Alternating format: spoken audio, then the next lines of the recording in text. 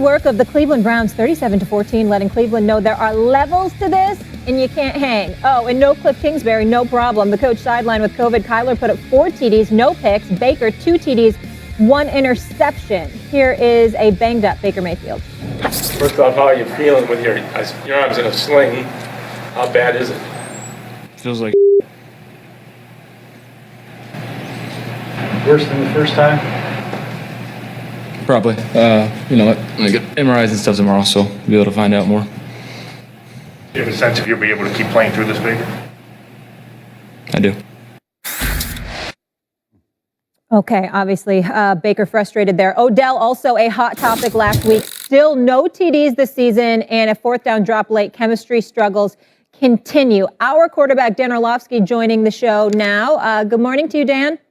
Good morning. What's going on? Good to see you guys. See you, buddy. Before we jump into this, Stephen A., I know you want to mention something. I just want, before we move on to football, because it's a football Monday, I wanted to take a moment. I was going to do it at the top of the show, Sure. but I got interrupted by this cowboy lover. But I wanted to give major props to the Chicago Sky and the wonderful, great Candace Parker for the WNBA championship. I watched that game last night. It was sensational. Quigley, she was balling, but Candace Parker closed the deal as well. Congratulations to them. And I wanted to give props to my man, primetime Deion Sanders. Oh, yes. He implored the folks to show up to Jackson State against Alabama State for their homecoming. 53,500 plus showed up. Prime time. We're getting folks out there to show up, making a difference at an HBCU. I want to make sure I pointed that out. For sure. That's and all I want to say. Candace Parker, her 14th season. That's Talk right. about longevity. She's something Unbelievable. special. Great on TV as well. Yes, she is. Okay, Dan, let's get back to the quarterback, though. I know I mentioned Odell quickly. You've been very high on Baker. Do you still believe in him?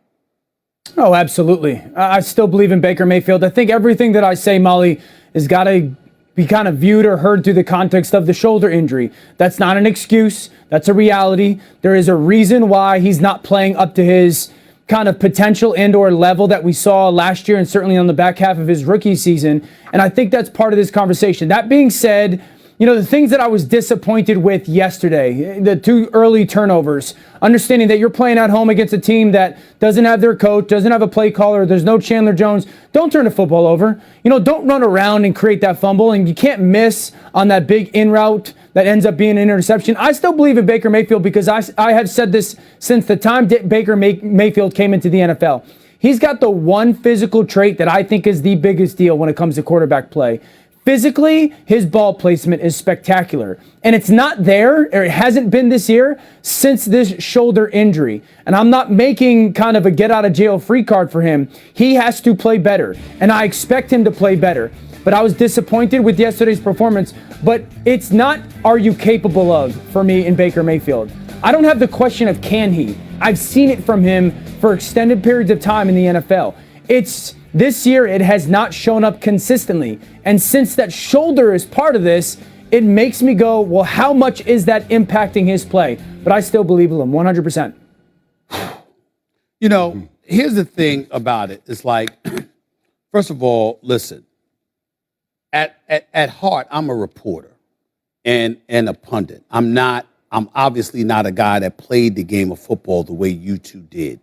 And so, and I defer to y'all knowledge a lot of times. But then I'm also reminded that I am a reporter and I got 2 eyes and I can see. And Dan Orlovsky, what I pay attention to is the level of competition that you're going up against. So many times, so often when we look at Baker Mayfield and I'll make a statement like, I don't believe he could carry this team to the Super Bowl. It's not to say that I don't think Baker Mayfield can play. That he's some scrub that doesn't deserve to be a starting quarterback in the National Football League or anything like that. I'm saying nothing of the kind. What this man did in his collegiate career, before he ultimately came to the NFL, I got a lot of respect for Baker Mayfield. And that shoulder injury, for him to stay in that game and to come back out and play, coming into the game with an injury and then aggravating it even more because you could see the way he twisted his arm when he went down and what have you. For him to stay in that game showed a tremendous level of guts. Nothing but props and respect he deserves. But when we think about Baker Mayfield, am I a believer? No. But it's not because he's a scrub. It's not because he can't play. It's because Lamar Jackson's in the division. In the conference. Josh Allen is in the conference. Patrick Mahomes is in the conference. Justin Herbert is in the conference. Hell, Joe Burrow. Cleveland's 4-2. I'm sorry, Cincinnati's 4-2. He's in the division, not just the conference. There's level of talent that you have to go against. And when I look at my quarterback, think about what we just finished saying when we were talking about Dak Prescott. We're talking about a guy that finds a way to get it done with his legs, with his arm, in the clutch, etc. What the things that he's done, no matter what you throw at him, somehow against San Diego in a nail biter, he finds a way. He gives the GOAT, Tom Brady, a run for his money. He shellacks, whether it's the Sam Darnolds or the Daniel Jones of the world or people like that. He shellacks them, or Jalen Hurts. He goes up against Mac Jones or Bill Belichick, rather. Bill Belichick didn't make any adjustments. We was rushing 3 or rushing 4. But somehow, some way, Dak Prescott still had Bill Belichick saying, yo, this brother's no joke. We don't talk about Baker Mayfield like that. We know he can play. We know he's not a scrub. Right. But when you look at, even though Nick Chubb wasn't there yesterday, when you look at a Nick Chubb, a Kareem Hunt, an Odell Beckham Jr., Jarvis Landry returning, Njoku at the tight end spot, your defense, you look at them, you're saying, this is the guy you question, not those other guys. And that is what the issue is. And by the way, it was 37-7. Y'all can go ahead and count the Hail Mary at the end of the half all you want to. It was really 37-7. They got beat down. And if, when I interject here, I will use these terms because Stephen A., you used the word. You said, I don't believe he can carry. And Dan said, I do believe in him. I believe that he can also guide. I don't believe he can carry. Dak Prescott carries a football team. But Baker Mayfield can guide this football team.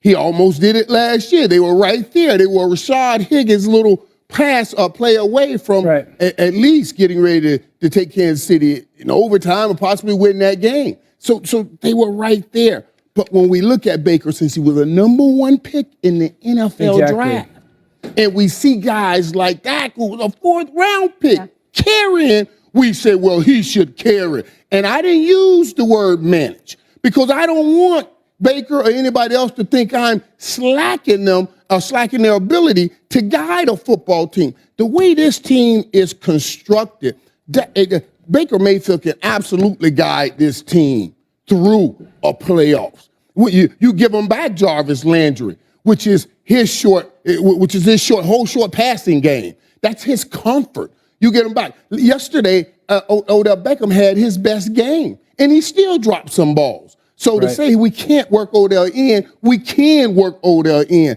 And I'm going to tell you something, Dan, and we talked about this. Let me tell you something. When I too, Dan, and I heard you this morning when you said when you saw him go down, you're like, he's done. I said the same thing. I said, he's done. That's it. You fall on that shoulder like that. I had that happen to me, man. Hey, this boy came back in that game. In the same game. It takes that kind of fight to pull a place like Cleveland up. It takes that kind of heart. It takes something like that. And Baker has it. And Baker will make that throw. Now, sometimes you say, don't do that. But he will take that chance and make that throw. And that takes what Dan calls some onions to do it. And he will do it. Go ahead, Dan. Yeah, playmaker. That's why I believe in him still. You know, I think he's cut from the right stuff. I think he's plenty talented. Now, and the context in which we view Baker Mayfield is a big part of this conversation. Because, and I would push back in regards to, in comparison to like a Dak Prescott. I don't think 2-3 years ago, Dak Prescott was a guy that was carrying a football team. Right. He unquestionably is ascended into that conversation. Dak Prescott has become a guy that the Cowboys can win a Super Bowl because of. Right now, Baker Mayfield has not proven that. He is a quarterback that the Browns can win games with. The downside with the timing of everything with Baker Mayfield is this.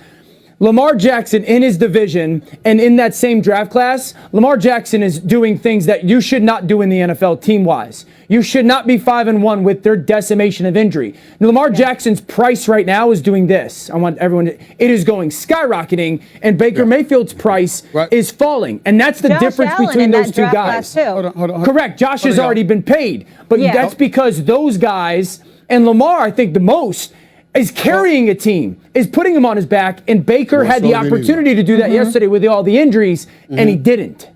Well, see, I don't want y'all stealing my glory. Because here's the deal. I was going there. See, you bring up the fact that Dak Prescott was a 4th-round pick. Baker Mayfield was a 1st-rounder. No. Baker Mayfield was number 1 overall. Right. Josh Allen was 7th. Lamar Jackson was number 32. Yeah. You're number 1. So let's not act like the expectations are not fair. They are fair, especially in a league with a hard salary cap where you being slotted and picked where you were slotted and picked. You take up a chunk of money that somebody drafted lower than you doesn't get to take up.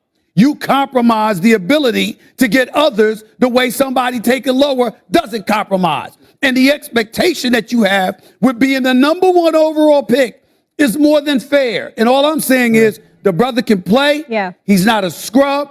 I don't think they should be ashamed for having him or anything like that.